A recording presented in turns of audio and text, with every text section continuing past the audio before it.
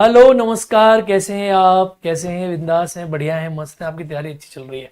तो आज का टॉपिक पढ़ेंगे हम, बहुत ही जानदार सा टॉपिक। उसी संविधान सभा को, हम संविधान को हम आगे बढ़ा रहे हैं। तो मैंने आपसे कहा था कि कल की क्लास में हमने डिस्कस किया कुछ बेसिक बातें, और कल की क्लास में हमने डिस्कस किया था कि संविधान जो है ये कैसे बना, यानी संविधान को बनाने के लिए सभा के सदस्य बन गए थे। आपके दिमाग में सब कुछ क्लियर था? कुछ आपके डाउट्स भी हैं जो मैंने आपकी क्लास ली है, उसके डाउट्स मैंने आज सारे पढ़े, कमेंट्स पढ़े आपके। तो उन सारे कमेंट्स का जवाब भी मैं दूंगा आपको क्लास के अंत में। सारे कमेंट्स के जवाब मैंने जो है, आपके सारे कमेंट्स मैंने देख लिए हैं, जितने विद्यार्थियों के डाउट थे सारे आज आपको रिस्पॉन्स दे दूंगा। ठीक है। तो संविधान सभा में हुआ क्या कि संविधान सभा ने संविधान को बनाया, और मैंने आपसे कहा कि उसके लिए बैठकें हुई। प्रथम बैठक हुई, और उसके बाद फिर हमने कहा कि दूसरी 11 तारीख को हमने बातचीत करी, फिर 13 तारीख की हमने बातचीत करी। इस प्रकार से संविधान सभा की बैठकें हुई, और हमारे संविधान का जो संविधान आप देख रहे हैं, इसका निर्माण होना की शुरुआत हो चुकी थी। अब सबसे इंपॉर्टेंट पॉइंट आता है कि संविधान का निर्माण करने के लिए 299 मेंबर्स, 299 जो सदस्य थे, उन 299 सदस्यों को, 299 मेंबर्स को हमारे संविधान का निर्माण करना था। तो अब ये मान के चलिए, संविधान क्या है? संविधान एक किताब है भाई। कॉन्स्टिट्यूशन क्या है? एक लीगल बुक है। जैसे ये एक किताब है, उस प्रकार संविधान एक किताब ही तो है। तो आप किसी भी किताब का जब लेखन करते हो, किसी भी किताब को जब आप लिखते हो, तो उस किताब को लिखने में आप, ऐसा नहीं है कि उसे एक बार में ही सभी को काम दे दो कि ऐसे ऐसे करो। आप क्या करते हो? छोटे छोटे समूह बना देते हो। तो 299 मेंबर्स जो थे, उनके हमने छोटे छोटे ग्रुप बना दिए, छोटे छोटे हमने उनके समूह बना दिए, उनके छोटे छोटे समूह बना दिए। तो हमने क्या किया? समूह बना के जो है उनको हमने बोला कि आप लोग क्या करो, आप इन समूह के माध्यम से संविधान का निर्माण करो। उन समूहों को ही आप लोग क्या कहते हो? संविधान की समितियां कहते हो, संविधान सभा की समितियां। तो एक टॉपिक हो जाता है संविधान सभा की समितियां, कमेटीज ऑफ कॉन्स्टिट्यूंट असेंबली। क्या हो जाता है? कमेटीज। संविधान सभा की जो कमेटीज हैं, संविधान सभा की जो समितियां हैं, ये अपने आप में एक टॉपिक हो जाता है। इस टॉपिक को आपको समझना है, इस टॉपिक को आपको जानना है।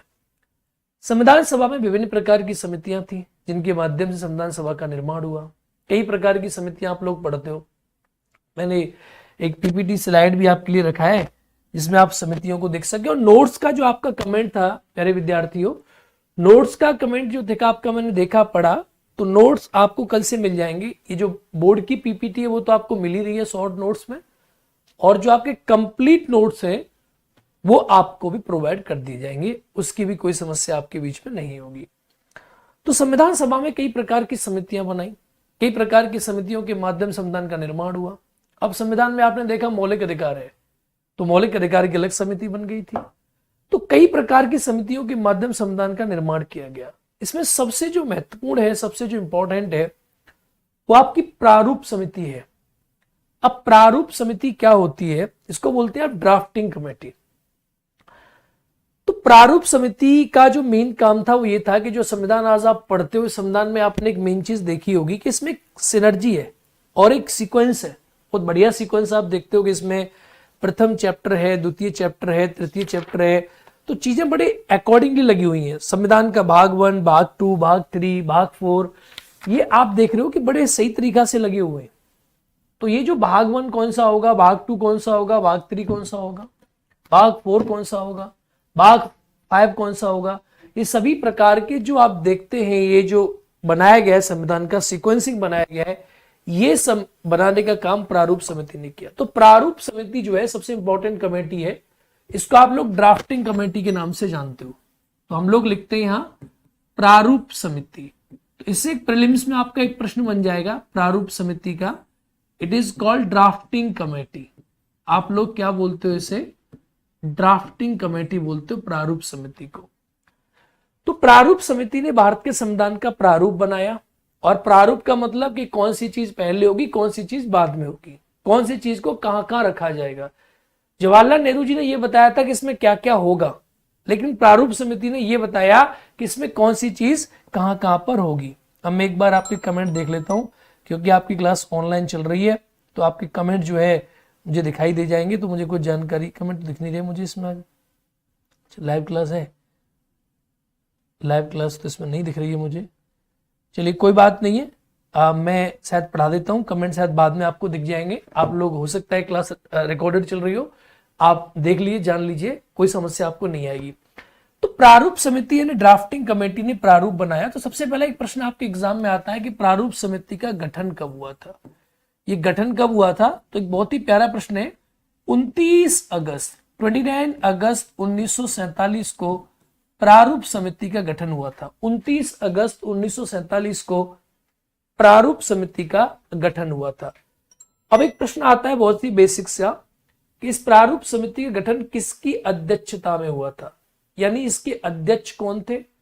तो देखो, आप सभी जानते हैं कि प्रारूप समिति ने प्रारूप बनाना था, और प्रारूप का काम महात्मा गांधी जी चाहते थे कि ऐसे व्यक्ति को जाए जो व्यक्ति पढ़ा लिखा भी हो और भारत के एक निम्न समाज से बिलोंग भी करते हो।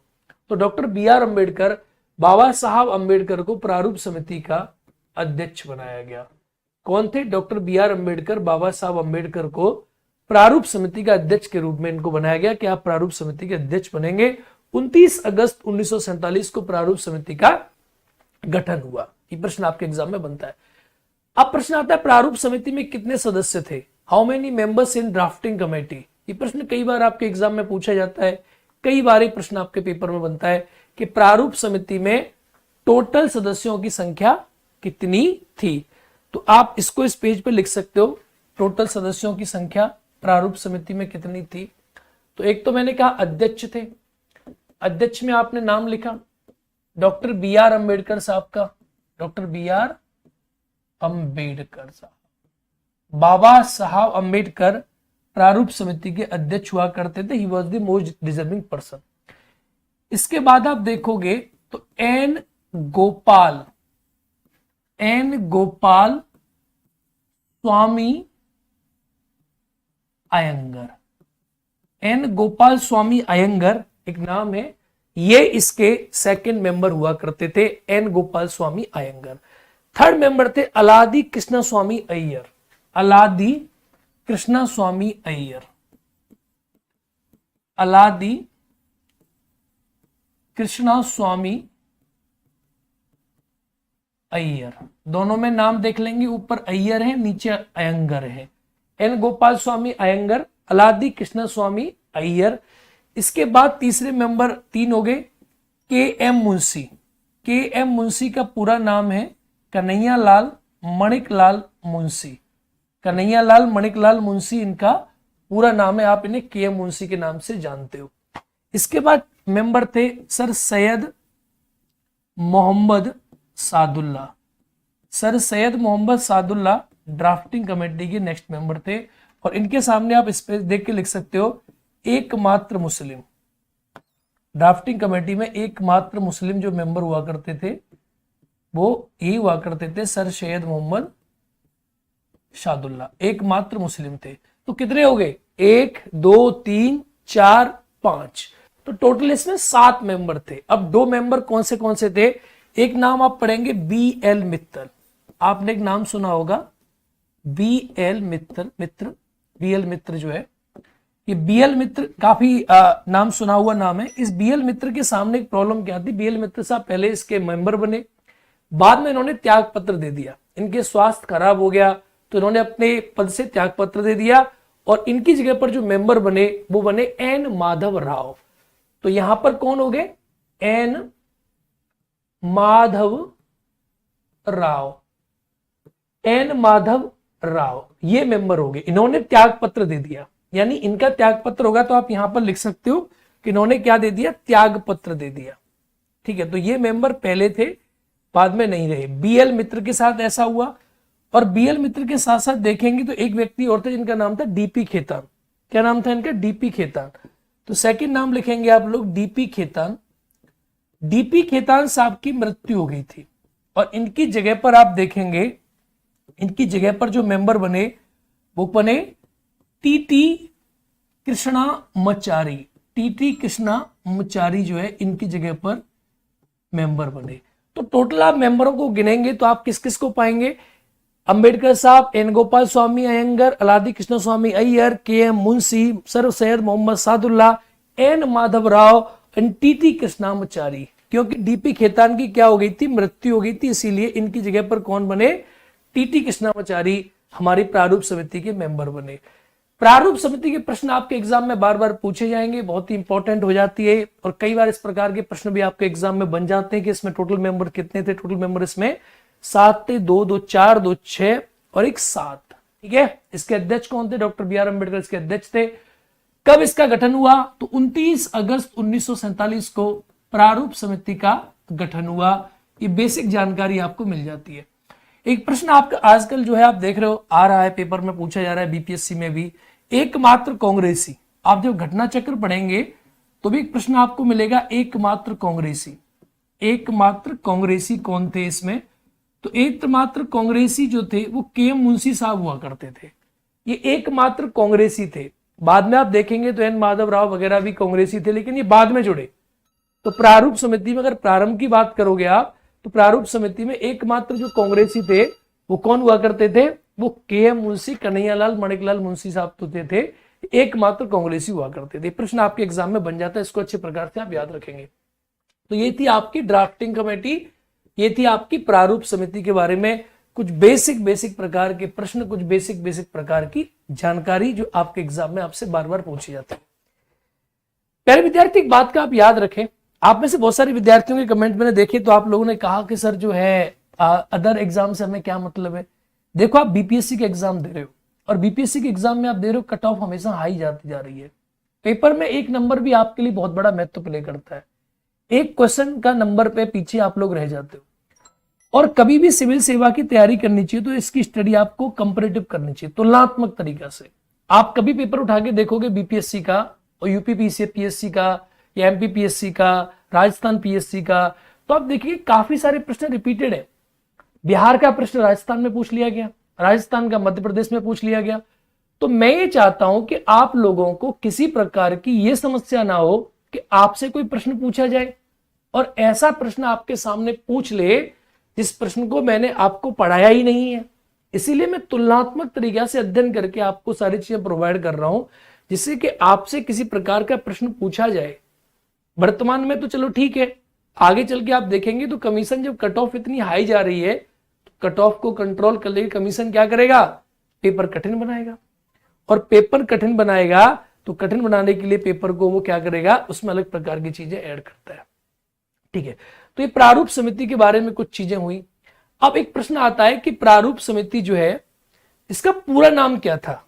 ये देखिए, अभी अलग इंफॉर्मेशन जो मैं आपको दे रहा हूं, ये बहुत ही अलग इंफॉर्मेशन है, ये आपको नहीं मिलेगी। देखो, जो विद्यार्थी जो चीजों को आप लोग पुस्तकों में पढ़ सकते हैं, उनका यहां पढ़ने का क्या फायदा है। वो तो बेसिक जानकारी है, आप किसी भी किताब को उठाएंगे उसमें पढ़ लेंगे। तो इसका पूरा नाम था प्रारूप संविधान समीक्षा समिति, ये इसका पूरा नाम था। ये प्रश्न भी एग्जाम में बन सकता है, ये बहुत इंपॉर्टेंट है। प्रारूप संविधान समीक्षा समिति, ये आपको हमेशा याद रखना है कि प्रारूप समिति का पूरा नाम क्या था, ये आपके एग्जाम में बन सकता है। सेकंड एक प्रश्न बनता है कि प्रारूप समिति में टोटल कितनी बैठकें हुई थी, कितनी बैठकें प्रारूप समिति ने करी। ठीक है, तो ये 141 बैठकों पे चर्चा हुई प्रारूप समिति में। एक प्रश्न आता है कि प्रारूप समिति ने अपना पहला प्रारूप, भाई मैंने आपको बताया कि 29 अगस्त 1947 को इसका गठन हुआ। तो प्रारूप समिति ने अपना पहला प्रारूप का मतलब है कि इसका जो पहला प्रारूप था कब पेश किया, यानी इसने अपना पहला प्रारूप कब पेश किया।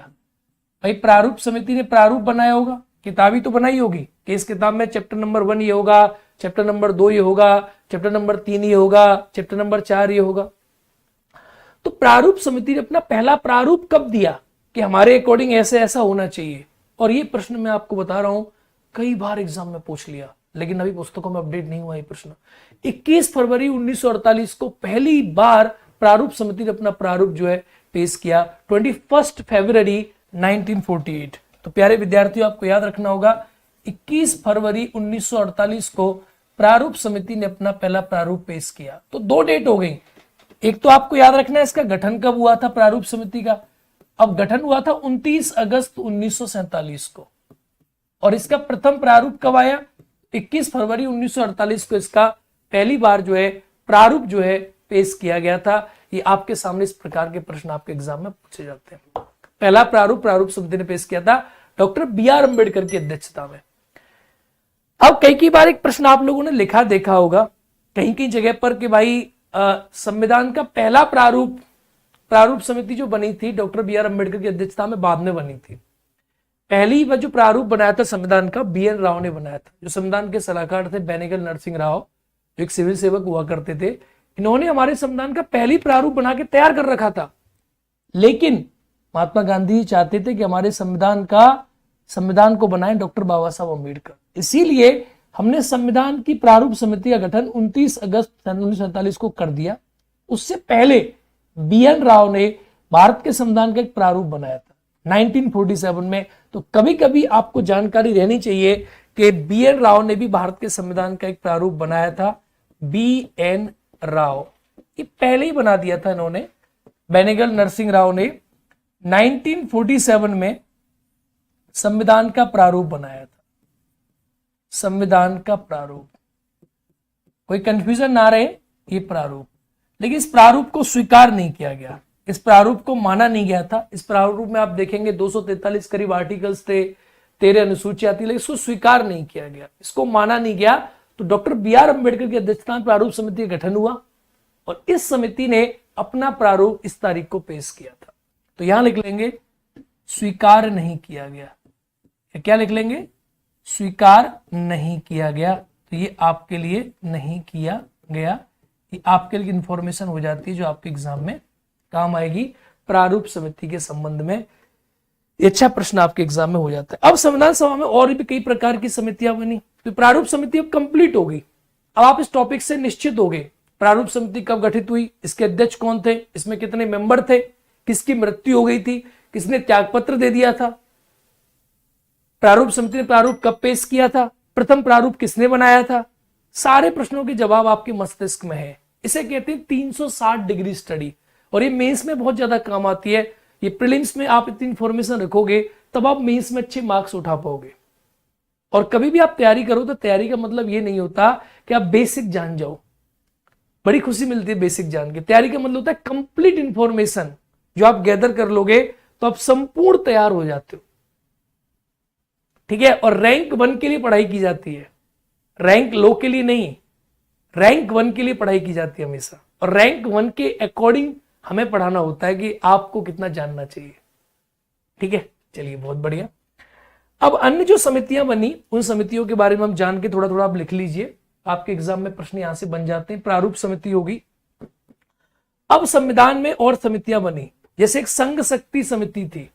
देखो एक ट्रिक मैं बताता हूं आपको कि जहां पर भी आप लोग देख लें एक शब्द देखेंगे, जहां पर भी आप लोग एक शब्द देखेंगे संघ शब्द, तो संघ शब्द जहां पर भी देखेंगे, संघ शब्द में आपको एक बात बड़े अच्छे प्रकार से याद रखनी है कि जहां पर भी संघ शब्द है, संघ शब्द में हमेशा आपको उसके अध्यक्ष मिलेंगे जवाहरलाल नेहरू।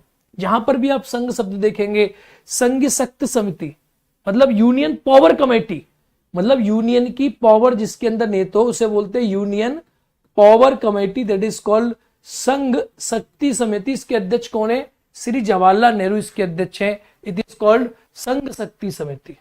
समझ में आ गई बात। संघीय संविधान समिति, अब संघीय संविधान समिति क्या होती है? संघीय संविधान समिति होती है कि जो यूनियन कॉन्स्टिट्यूशन कमेटी, और मैंने ट्रिक क्या बताई आपको कि जहां पर भी आप संघ नाम का शब्द देखेंगे उसके अध्यक्ष कौन होंगे? जवाहरलाल नेहरू। संघ का मतलब क्या हो गया? यूनियन। तो यूनियन कॉन्स्टिट्यूशन कमेटी अगर आपसे पूछ ले तो इसके अध्यक्ष कौन है? श्री जवाहरलाल नेहरू। बोलो हाँ या ना, आंसर मिल गया हाँ या ना, बहुत ही बढ़िया। जहां पर प्रांत शब्द पूछ ले, आप पूछोगे सर इसका मतलब क्या है, संघ शक्ति का मतलब क्या है? देखो हमारे कंट्री में 2 प्रकार का डिवीजन है, एक तो संघ के पास पावर है, एक प्रांत के पास पावर है। संघ को आप संघ कहते हो, प्रांत को आप प्रांत कहते हो, राज्य कहते हो। जो संघ है उसके अंदर क्या शक्ति निहित होगी, इसके बारे में विचार करने के लिए कमेटी बनी, उसके अध्यक्ष थे जवाहरलाल नेहरू साहब, ठीक है। संघ का संविधान किस प्रकार का होगा, उसमें कौन सी शक्तियां निहित होंगी, इसके अध्यक्ष थे आपके जवाहरलाल नेहरू साहब। ये आपको बेसिक समझना है। अब आता है प्रांत की बात कि प्रांत तो देखो प्रांत शब्द जहां पर भी आप सुने उसके अध्यक्ष थे सरदार वल्लभ भाई पटेल। प्रांत संविधान समिति, प्रांत शक्ति समिति, इसके अध्यक्ष आपको मिलेंगे सरदार वल्लभ भाई पटेल। ये आपको याद रखना है, बहुत ही बेसिक प्रश्न है, आपके एग्जाम में पूछा जाएगा। प्रारूप समिति, तो प्रारूप समिति मैंने आपको बता दिया, प्रारूप समिति के अध्यक्ष कौन है? Doctor B R Ambedkar. हमने थोड़ी देर पहले ही पढ़ा और आप इसके बारे में जान चुके होंगे। प्रारूप समिति के अध्यक्ष कौन है? डॉक्टर बी आर अंबेडकर साहब प्रारूप समिति के आपके अध्यक्ष हैं। आगे आप देखेंगे कुछ और भी चीजें आपको बतानी है, तो एक समिति का नाम और आप लिखेंगे। एक समिति है बहुत इंपॉर्टेंट जो पूछ ली जाती है। देखो, एक आती है मूल अधिकार समिति, क्योंकि डॉक्टर मूल अधिकार समिति ये आपके एग्जाम में कई बार पूछी जाती है। मूल अधिकार समिति, इसको आप बोलते हैं फंडामेंटल राइट कमेटी। अब आप सभी के बारे में पढ़ोगे आगे चल के, फंडामेंटल राइट के बारे में, सभी के बारे में आप चीजें जानोगे। तो फंडामेंटल राइट कमेटी मूल अधिकार समिति के अध्यक्ष कौन थे? तो इनका नाम है सरदार वल्लभ भाई पटेल। ठीक है, मेरी ट्रेन है तो मैं थोड़ा जल्दी निकलूंगा, आपके से मिलने पढ़ना आ रहा हूं मैं। सरदार वल्लभ भाई पटेल, मूल अधिकार समिति। एक आती है अल्पसंख्यक समिति, एक कौन सी आती है? अल्पसंख्यक समिति, इसको आप लोग नाम देते हो minority committee. Minority committee, minorities committee, आप बोलते हो इसको अल्पसंख्यक समिति। बाबू अल्पसंख्यक समिति के अध्यक्ष कौन थे? प्रश्न आपके एग्जाम में बनेगा। इसके भी अध्यक्ष कौन थे? सरदार वल्लभ भाई पटेल। सरदार पटेल लिख रहा हूं, ये दो प्रश्न आपके एग्जाम में पूछे जाते हैं। अब एक और प्रश्न बनता है कि ये तो मेन हो गई, एक प्रश्न और बनता है कि मूल अधिकार की उप समिति के अध्यक्ष कौन थे?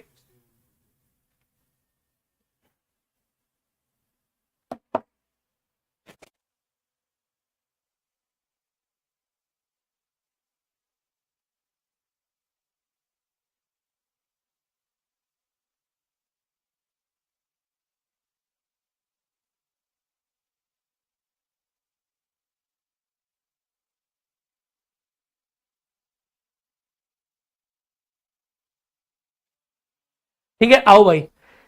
अल्पसंख्यक समिति, माइनॉरिटीज कमेटी, ठीक है। अल्पसंख्यक समिति के अध्यक्ष कौन? सरदार पटेल।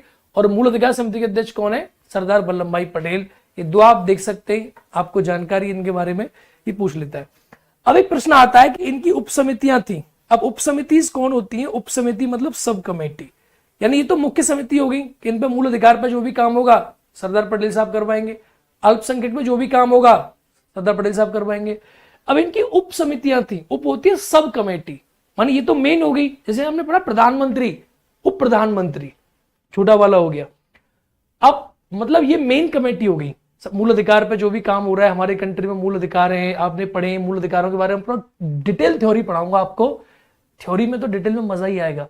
तो मूल अधिकार कैसे बने, क्यों डाले गए, क्या प्रोविजंस हैं, 14 में क्या प्रोविजन है, इक्वलिटी कितने प्रकार की है, कैसे डली है, 15 में क्या है, 16 में क्या है, 17 में क्या है, ये सारे प्रोविजन पे बात करी सरदार वल्लभ भाई पटेल साहब ने।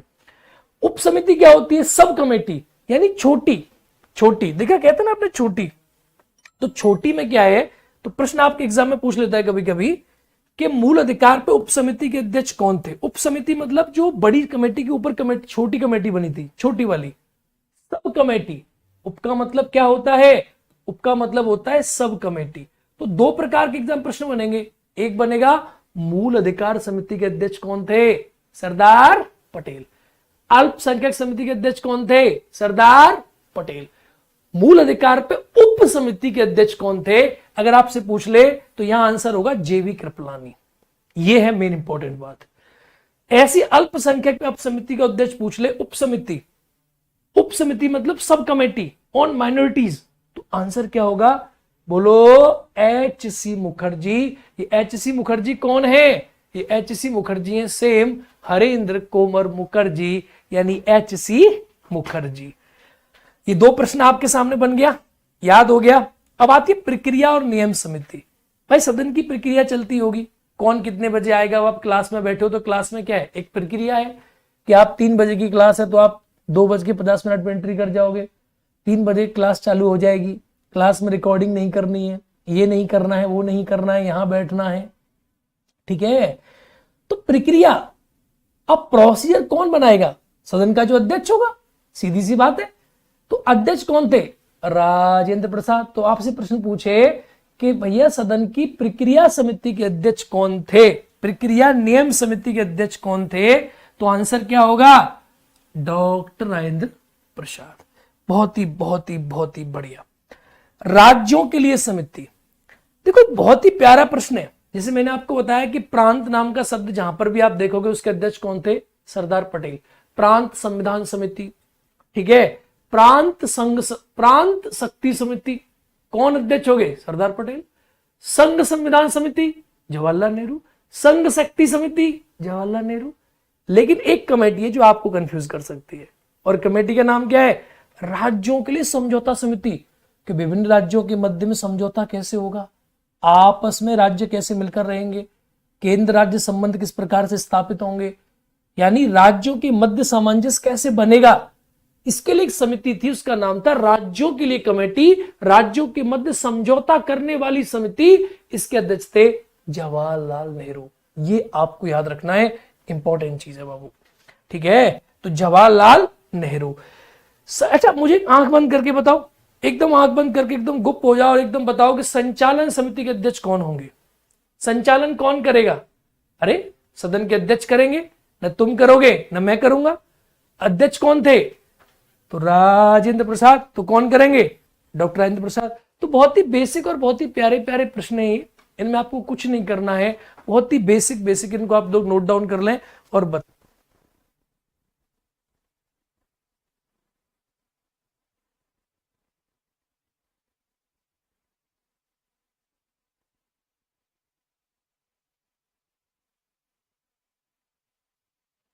संचालन समिति समझ में आ गया भाई?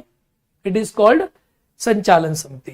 तो इसको आप लोग क्या नाम देते हो? नाम देते हो स्टीयरिंग कमेटी, संचालन समिति, ठीक है। संचालन समिति, राज्यों के लिए कमेटी, प्रक्रिया प्रोसीजर कमेटी, प्रक्रिया मतलब प्रोसीजर, आप बोलते हो ना भैया प्रोसीजर क्या है आपका, तो प्रोसीजरल कमेटी, इनके अध्यक्ष हो गए।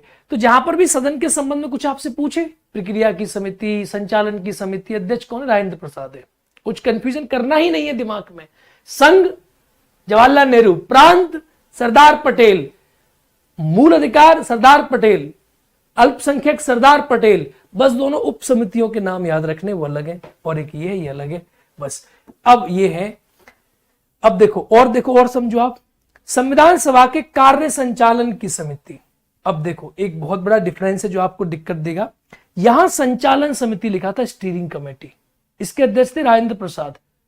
यहां अगले पेज पर लिखा है कार्य संचालन समिति, यानी कार्य का संचालन करने वाली समिति। कौन क्या काम करेगा और कौन क्या काम करेगा, ये अलग बात है, और कैसे काम करेगा ये अलग बात है। सपोज करो मैं अध्यक्ष हूं और मैंने कहा बाबूलाल जी तुम्हार सीट ये है, मैंने कहा तुम यहां बैठोगे, तुम यहां बैठोगे। अब बाबूलाल जी अपनी सीट पर बैठ के क्या कर रहे हैं, ये करवाने का काम कोई और आदमी करता था। इसे कहते थे संविधान सभा के कार्य संचालन समिति। इसके अध्यक्ष थे एक अलग व्यक्ति जिनका नाम था जीवी मावलंकर, गणेश वासुदेव मावलंकर। और आप ये जानते हैं कि गणेश वासुदेव मावलंकर, जीवी मावलंकर साहब हमारी लोकसभा के प्रथम स्पीकर भी रहे। गणेश वासुदेव मावलंकर, जीवी मावलंकर। कभी कभी इनका नाम पूरा पूछ लेता है, गणेश वासुदेव मावलंकर। बताऊंगा आपको कि मई 1952 में जब हमारी संविधान की से लोकसभा बनी तो लोकसभा के अध्यक्ष जीवी मावलंकर साहब रहे, गणेश वासुदेव मावलंकर। तो कार्य संचालन इन्होंने करवाया था, जैसे आज लोकसभा स्पीकर करवाते हैं उसी प्रकार से ये अध्यक्ष रहे कार्य संचालन के समिति के। तो कार्य संचालन संविधान सभा के कार्य संचालन समिति के अध्यक्ष ये थे, ये आपको याद रखना है। कार्यों के संबंध में समिति, कार्य कैसे कैसे हो रहे, डॉक्टर के.एम. मुंशी। सदन समिति, सदन का कार्यभार कैसे चल रहा है, सदन की कार्यवाही कैसे चल रही है, क्या क्या हो रहा है, पट्टाभी सीतारमैया। राष्ट्रीय ध्वज संबंधी समिति, देखो ये बहुत इंपॉर्टेंट है। National flag committee, national flag committee, इसके अध्यक्ष कौन थे? कई बार लोग पढ़ते हैं कि इसके अध्यक्ष कोई और थे। आप जब भी देखें राष्ट्रीय ध्वज समिति के अध्यक्ष डॉक्टर राजेंद्र प्रसाद थे, आपको ये उत्तर लगाना है, डॉक्टर राजेंद्र प्रसाद। तो आंसर क्या होगा, डॉक्टर राजेंद्र प्रसाद इसके अध्यक्ष हुआ करते थे। ये आपको याद रखना है, इसमें कहीं पर भी आप कोई और नाम नहीं लगाएंगे, यही लगाए डॉक्टर राजेंद्र प्रसाद। इसमें सदन समिति याद कर लेना आपको, सदन की समिति मतलब सदन है भैया। अब सदन कैसे चल रहा है, लोकसभा अलग है, राज्यसभा सदन है, ऐसे उस समय भी सदन था ना जहां संविधान का निर्माण हो रहा था, उसके अध्यक्ष थे पट्टाभी सीतारामैया। और कार्य जो है कैसे कैसे हो रहे हैं, डॉक्टर के एम मुंशी, कन्हैयालाल मणिकलाल मुंशी। तो एक बार आप इनके नामों को ध्यान से देख लेंगे और इन्हें एक बार याद कर लेंगे, इसे प्रश्न आपके लिए बन जाता है।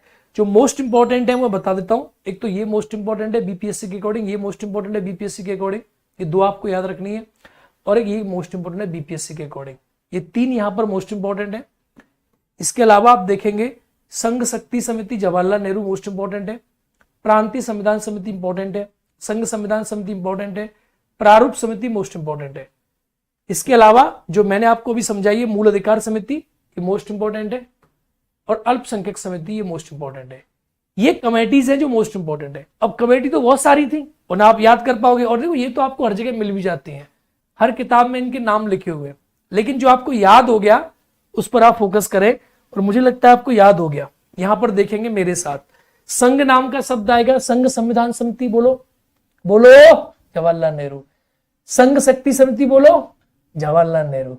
प्रांत संविधान समिति बोलो, जवाहरलाल नेहरू। प्रांत शक्ति समिति बोलो, जवाहरलाल नेहरू। वो प्रांत शब्द जहां भी आएगा, प्रांत शक्ति समिति बोलो, सरदार वल्लभ भाई पटेल।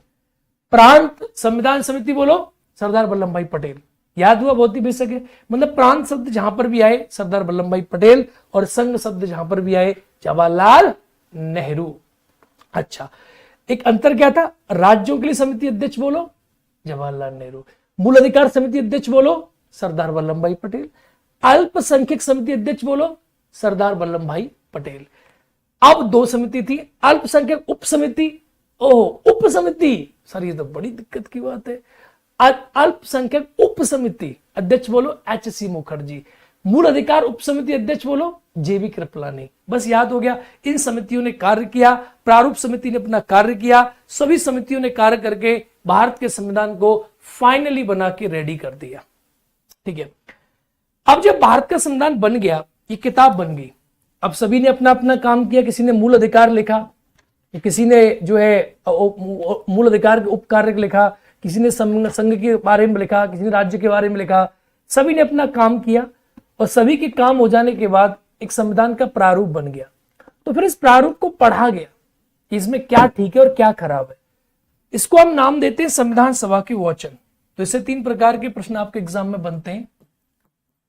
संविधान के वाचन, संविधान के वाचन। वाचन का मतलब होता है रीडिंग। वाचन का मतलब क्या होता है, रीडिंग, कि हमारा जो संविधान है उसे कितनी बार पढ़ा गया।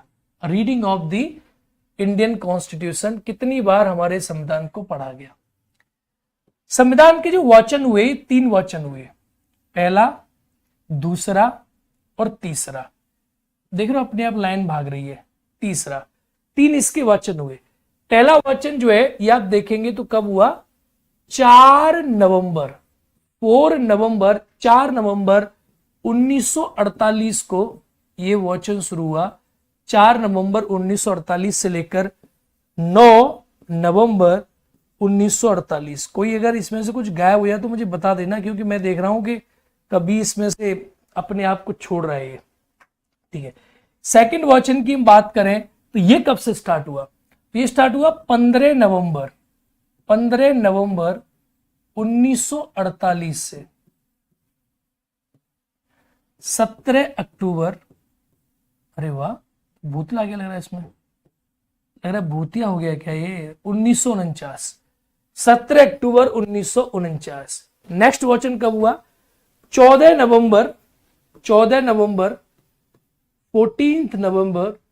1949 से लेकर 26 नवंबर 1949, 26 नवंबर 1949। तो अब ये देखो आप, ये आपने एक नई चीज नोटिस करी, ये आप देखो जरा गौर से। संविधान के 3 वाचन हुए, इसको आप बोलते हो प्रथम, ये पेन छोड़ क्यों रहा है? प्रथम मतलब फर्स्ट, इसको आप बोलते हो सेकंड, सेकंड मतलब द्वितीय, और इसको आप बोलते हो थर्ड, थर्ड मतलब तृतीय। यानी पहले बार हमारा संविधान 4 नवंबर 1948 को पढ़ा गया। पहली बार हमारा संविधान इस तारीख को पढ़ा गया, 4 नवंबर 1948 को पहली बार हमारा संविधान पढ़ा गया, पहली बार। यानी पहली डेट जो है ये है, इस तारीख को हमारा संविधान पहली बार पढ़ा गया था। और 9 नवंबर 1948 तक से पढ़ते रहे। यानी ये आप देखेंगे तो ये है प्रथम बैठक, प्रथम जो है वचन है। इसके बारे में फैक्ट क्या है?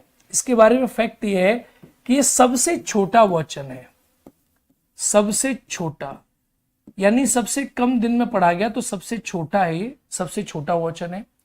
ये आप देखेंगे तो 15 नवंबर 1948 से 17 अक्टूबर 1949 ये सबसे बड़ा है। अब सबसे बड़ा कैसे?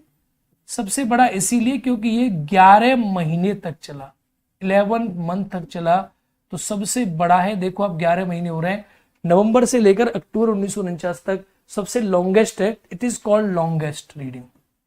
लॉन्गेस्ट मतलब सबसे लंबा, और ये शॉर्टेस्ट मतलब सबसे छोटा। भाई 4 से 9 नवंबर 5 दिन चला, और ये है इस दिन संविधान को अंतिम बार पढ़ा गया, 26 नवंबर 1949 को अंतिम वचन।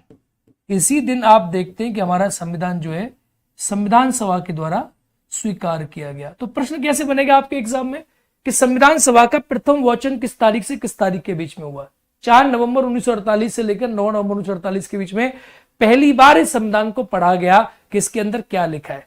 इस प्रकार से करीब 7653 संशोधन हुए, बदलाव पे बदलाव, बदलाव पे बदलाव, ये बढ़िया नहीं है, ये खराब है, ये अच्छा नहीं है, कई प्रकार के चेंजेस हुए। 4 नवंबर से लेकर 9 नवंबर के बीच में कई जो है इतने जो है ये पहली बार पढ़ा, फिर दूसरी बार पढ़ा, और 11 महीने तक पढ़ते ही रहे, बदलाव होते ही रहे, बदलाव होते ही रहे, बदलाव होते ही रहे, और तीसरी बार 14 नवंबर को पढ़ना शुरू किया, और 26 नवंबर को पढ़ के बोले कि ये अब संविधान बन गया है। और 26 नवंबर 1949 को भारत के संविधान पे 284 सदस्यों ने आकर हस्ताक्षर कर दिए कि भैया अब हमारा संविधान पूर्ण रूप से बन चुका। तो 26 नवंबर 1949 एक डेट आप पकड़ लो, 26 नवंबर 1949 को संविधान अंतिम बार पढ़ा गया। इस पूरी जर्नी में 4 नवंबर से लेकर 26 नवंबर तक की जो पूरी जर्नी है, ये करीब 1 साल की जर्नी हो रही है, देख लो आप। इस पूरी जर्नी में 7653 संशोधन हमारे संविधान में हुए, और उसके बाद फाइनली ये कॉन्स्टिट्यूशन जो आप पढ़ते हो आज, ये हमारे सामने बनकर तैयार हुआ। इसको आप कहते हो कि दिस इज इंडियन कॉन्स्टिट्यूशन, ये भारत का संविधान है। ठीक है, चलो तो प्रश्न बन जाएगा, भारत के संविधान की सबसे बड़ी लंबी रीडिंग सेकंड रीडिंग, सबसे छोटी ये वाली रीडिंग। इस प्रकार से आप इन चीजों को बता सकते हो, ये आपके लिए सफिशिएंट डेटा हो जाता है। इसको आप याद रखोगे, ये आपके लिए काफी काम की चीजें जो मैंने आज आपको पढ़ा दी है, आपको समझा दी है। संविधान सभा की रीडिंग, संविधान सभा के वचन, इसको आप याद रखोगे। अब इसके बाद एक डेट निकल के आई, जिस डेट को आप लोग नाम देते हो 26 नवंबर 1949। इसका मतलब क्या हुआ कि 26 नवंबर 1949 एक तारीख है, ये आपने खूब सुनी होगी। फिर आपने सुनी होगी 26 जनवरी 1950, ये भी आपने सुनी होगी। नहीं, इससे पहले आपने सुनी होगी 24 जनवरी 1950, और फिर आपने सुनी 26 जनवरी 1950। ये 3 तारीखें आपने खूब सुनी होंगी। इन 3 तारीखों से आपका पाला डेली डेली पड़ता है और आप भी कंफ्यूज हो जाते हो। 26 नवंबर 1949 को संविधान को अंगीकार किया गया। अंगीकार समझते हो? अंगीकार का मतलब है एडॉप्टेड। संविधान को हमने स्वीकार किया कि ये हमारा संविधान है। 24 जनवरी 1950 को हमने बहुत सारे काम किए। आप जानते हो 24 जनवरी 1950 को राष्ट्रीय गान, ये राष्ट्रीय गीत, ये, और भारत के राष्ट्रपति बने थे। देखो इस पेन में आपको अच्छा दिखता है लेकिन ये पेन छोड़ रहा है ना। भारत के राष्ट्रपति बने थे राजेंद्र प्रसाद। ये सब 24 जनवरी 1950 को ही हुआ था, सारे के सारे काम।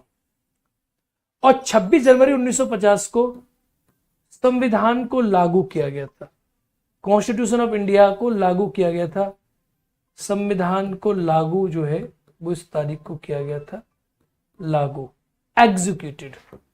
अब इन दोनों में तीनों में क्या डिफरेंस है ये मैं आपको समझाता हूं, एग्जीक्यूटेड, और फिर इनके बारे में डिटेल में हम पढ़ने की कोशिश करते हैं क्या क्या हुआ था। देखो 26 नवंबर 1949 के बारे में पहले आप पढ़ो। इस तारीख को संविधान को अंगीकार किया था, स्वीकार किया था कि ये जो संविधान बन गया है, इस संविधान को हम भारत की जनता स्वीकार करते हैं, संविधान बढ़िया है और इसी संविधान को हम क्या करेंगे, इसी संविधान को हम आगे चल के लागू करेंगे। ये साफ तौर पे इस बात को कह दिया गया था कि यही भारत का संविधान जो है आगे चल के यही संविधान भारत का चलेगा।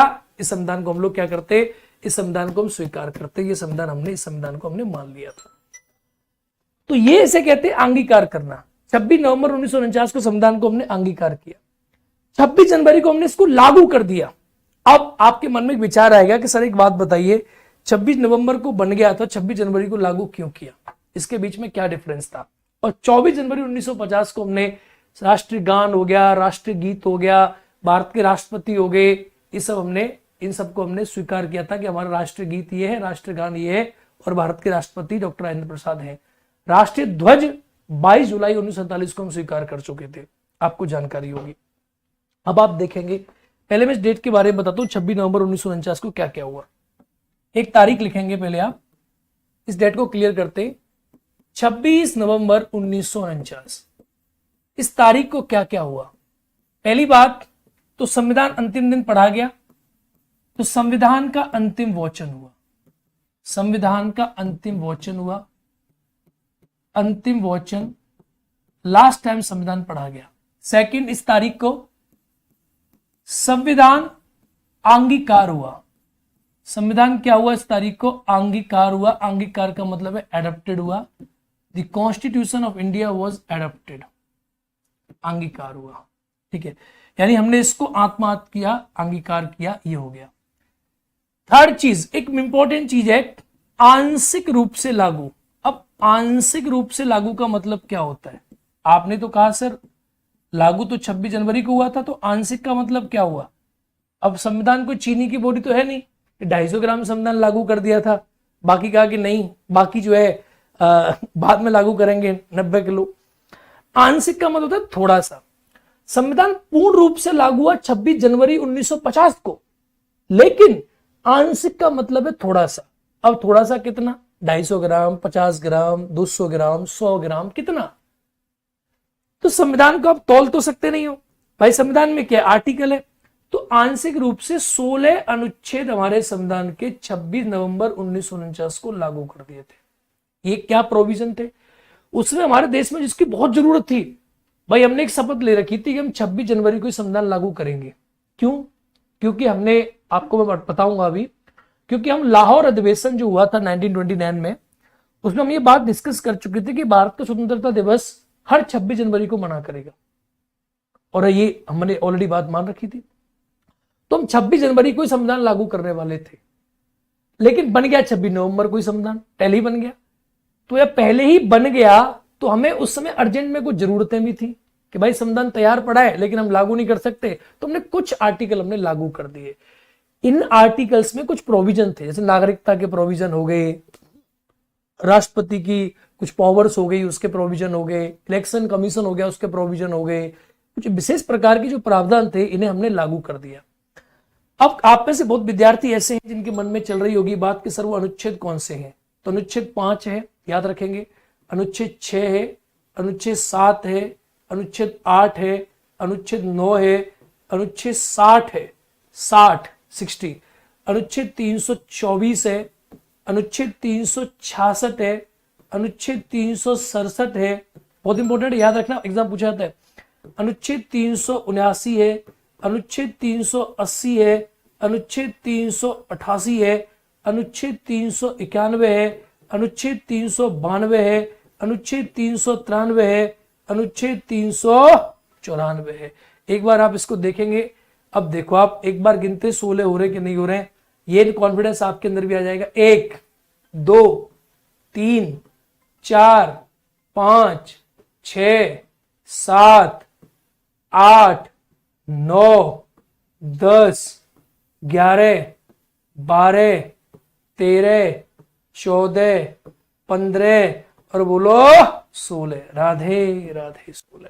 कितने हो गए? 16। ये 16 के 16 आर्टिकल्स हैं जिनको हमारे संविधान में 26 नवंबर 1949 को लागू कर दिया और कहा कि बाकी अनुच्छेद जो हमारा पूर्ण संविधान है वो 26 जनवरी 1950 से लागू होगा। ठीक है, आइए तो ये 16 अनुच्छेद है। नागरिकता नागरिकता नागरिकता नागरिकता नागरिकता। आर्टिकल 60 आप लोगों ने पढ़ा होगा, प्रेसिडेंट की शपथ के बारे में, राष्ट्रपति बनेगा शपथ लेगा। 324 इलेक्शन कमीशन के बारे में, ये सब वित्त वगैरह के आर्टिकल्स हैं। ये सारे इंपॉर्टेंट आर्टिकल्स को हमने क्या कर दिया? लागू कर दिया। 5, 6, 7, 8, 9, 60, 324, 366, 367, 379, 380, 388, 391, 92, 93 और 94 ये हमने लागू कर दिए। अगर कोई आपसे पूछ ले कि सर ये बात कहां लिखी है कि संविधान के 16 आर्टिकल 26 जनवरी की बजाय 26 नवंबर को लागू कर दिए, तो आर्टिकल 394 में लिखी हुई है। एग्जाम में प्रश्न बनता है कि निम्नलिखित में से भारत के संविधान का सबसे पहले कौन सा आर्टिकल लागू किया गया था? तो आर्टिकल 1 नहीं, आर्टिकल 5 जो है वो सबसे पहले लागू किया गया था, आर्टिकल 1 बाद में लागू किया गया। अब आती है सेकंड डेट। सेकंड डेट मैंने आपसे कहा कि पूर्ण संविधान, अगर मैं 26 जनवरी की बात करूं, 26 जनवरी 1950 की बात करूं, तो आप लिखेंगे कि भारत के संविधान का पूर्ण संविधान, पूर्ण मतलब जो हमारा संपूर्ण संविधान था, पूर्ण संविधान लागू किया गया 26 जनवरी 1950 को। पूर्ण मतलब कंप्लीट कॉन्स्टिट्यूशन वाज एग्जीक्यूटेड, लागू कर दिया। एग्जीक्यूटेड समझते हो कि आपने किताब खरीदी और किताब पढ़ी, खरीदी 26 नवंबर को, पढ़ी 26 जनवरी को, इसे कहते हैं एग्जीक्यूटेड। अब इसके पीछे कारण क्या था? आप सभी को पता होगा, आप सभी जानते होंगे, इतिहास तो आप सभी ने बारीकियों से पढ़ रखा है, लेकिन इतिहास में भी आप लोग बड़ी गलती करते हो।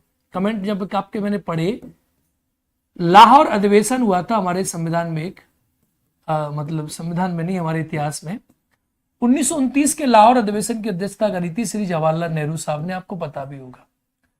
और इसी 1929 के लाहौर अधिवेशन जो रावी नदी के तट पर हुआ था, इस अधिवेशन में यह कहा गया था कि हम अगली वर्ष से, यानी अगली वर्ष मतलब 26 जनवरी 1930 से हम अपना स्वतंत्रता दिवस मनाएंगे।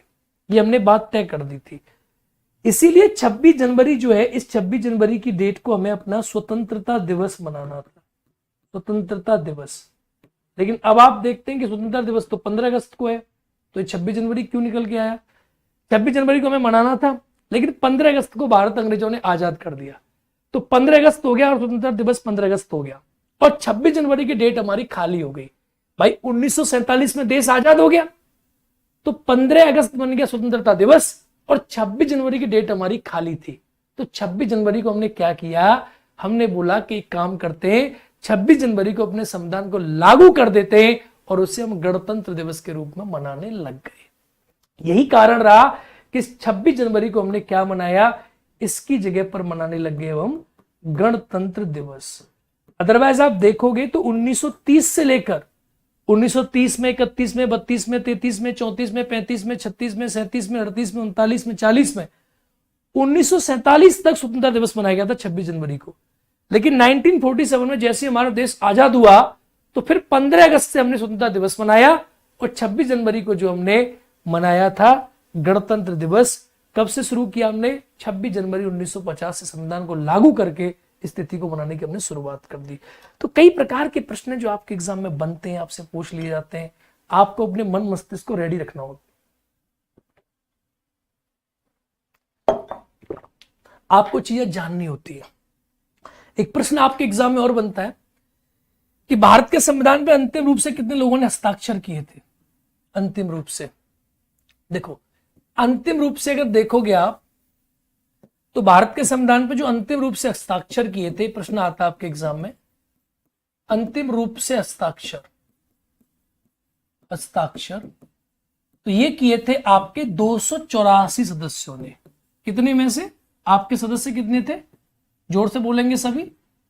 299 आपके पास मेंबर थे, इसमें से 284 सदस्यों ने इस पर हस्ताक्षर किए थे। ये फाइनल रूप से आप लोग को याद रखना है और आपको समझ लेना है बड़े अच्छे प्रकार से। एक प्रश्न और आता है आप लोगों के मन और ख्याल में आ रहा होगा, संविधान सभा की अंतिम बैठक किस तारीख को हुई? अंतिम बैठक, ये प्रश्न आपके एग्जाम में बनता है। संविधान सभा की अंतिम बैठक, कल एक बच्चे ने डाउट लिखा, मैंने आपके डाउट पढ़े, तो 24 जनवरी 1950 को संविधान सभा की अंतिम बैठक हुई। ये अंतिम बैठक है, अंतिम मतलब लास्ट। एक बच्चे का कल डाउट था, कमेंट बॉक्स में पढ़ रहा था मैं कि सर हमें कुछ डाउट्स हैं, तो मैं उन डाउट्स को एक बार देखना चाहता हूं कि कौन से डाउट्स है विद्यार्थियों को।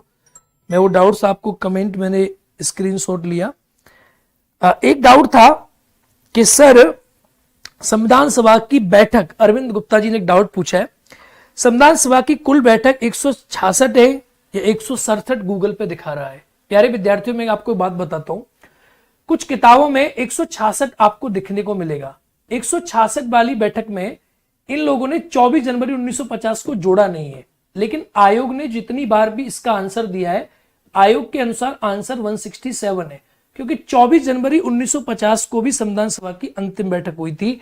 इसको जब जोड़ लोगे आप तो आपको 167 जो है टोटल बैठकें मिलेंगी संविधान सभा की। 166 जो है ये 100% आप कह सकते रहोगे, इसको आप बिल्कुल नहीं मानेंगे। तो संविधान सभा की अंतिम बैठक हुई 24 जनवरी 1950 को, और इसी 24 जनवरी 1950 को मैंने आपसे बताया कि क्या क्या हुआ था। 24 जनवरी 1950 को मैंने आपको और भी बताया कि हमारा राष्ट्रीय गान, राष्ट्रीय गीत आप सभी जानते तो होंगे, राष्ट्रीय गीत क्या है, राष्ट्रीय गान क्या है। ये गाए पहले गए थे। राष्ट्रीय गान आप जानते हो 1911 में गाया गया, राष्ट्रीय गीत 1896 में गाया गया। गाए पहले गए थे, लेकिन स्वीकार हुए 24 जनवरी 1950 को। राष्ट्रपति कौन बने भारत के? राजेंद्र प्रसाद। ये सब 24 जनवरी 1950 को ही हुआ था। झंडा की अगर मैं बात करूं तो झंडा आपको पता होगा 22 जुलाई 1947 को हमारा झंडा जो है ये हमने स्वीकार किया था। ये देखो, मैंने आपको ये बहुत ही फैक्चुअल इंफॉर्मेशन दे दी है। जब मैं कल पटना आऊंगा तो हमारा टॉपिक स्टार्ट होगा प्रस्तावना, कॉन्सेप्चुअल जानकारी। ये सब फैक्ट थे, तो इस फैक्ट को भी आपको बताना बहुत जरूरी चीज था। हर जगह से ढूंढ के आपको मैंने फैक्ट करा दिए, लेकिन अब जो टॉपिक हमारे चलेंगे एकदम कॉन्सेप्चुअल चलेंगे, और आप मेरे सामने होंगे, मैं आपके सामने होऊंगा, और कॉन्सेप्ट को पकड़ के धुआं निकाल देंगे हम एकदम बेहतरीन तरीका से। कॉन्सेप्चुअल स्टडी होगी आपकी। एक टॉपिक को पकड़ेंगे, राष्ट्रपति है तो राष्ट्रपति को ऐसे घुमा देंगे ना, हम नचा देंगे एकदम, और कोई पीपीटी से नहीं। मैं सिर्फ अपने पेन में ताकत लिखता हूं, इससे लिखता हूं, और हर एक पॉइंट की डायमेंशन में घुमाते हुए आपको ले आऊंगा। राष्ट्रपति के आर्टिकल 52 में ही मैं आपको इतनी चीजें पढ़ा दूंगा कि आप सोचोगे सर ये क्या कॉन्सेप्चुअल क्लैरिटी है। जब मौलिक अधिकार हम पढ़ेंगे तो मौलिक अधिकारों में इतनी गहराई की चीजें मैं आपको बता के लेके जाऊंगा, बीपीएससी की ओरिएंटेशन से, यूपीएससी नहीं है ये। तो ये चीजें बीपीएससी के लिए इंपॉर्टेंट है, जो आपके एग्जाम में पूछी जाती है, प्रीलिम्स एग्जाम में, इसीलिए इनको भी आप जान लें। फैक्चुअल है लेकिन ये काम की, इनको आप लिख लेंगे। ठीक है, ये संविधान सभा की अंतिम बैठक जो है हमारी यहां पर हुई। अंतिम बैठक इस तारीख को हमने कर दी, ये भी आपके लिए क्लियर हो गया। ठीक है, अब एक और डाउट विद्यार्थियों ने पूछा, वो मैं बता देता हूं। कुछ डाउट थे आपके, डाउट्स क्लियर होना जरूरी है। एक बच्चे ने पूछा, कल एक डाउट था, एक बच्चे ने पूछा कि सर 213 मुस्लिम नहीं, हाँ, कल एक बच्चे ने डाउट पूछा कि 208 मतलब कल हमने एक चीज करी थी क्लास में, आपको याद होगा कि 208 सीटें कांग्रेस ने जीती थी।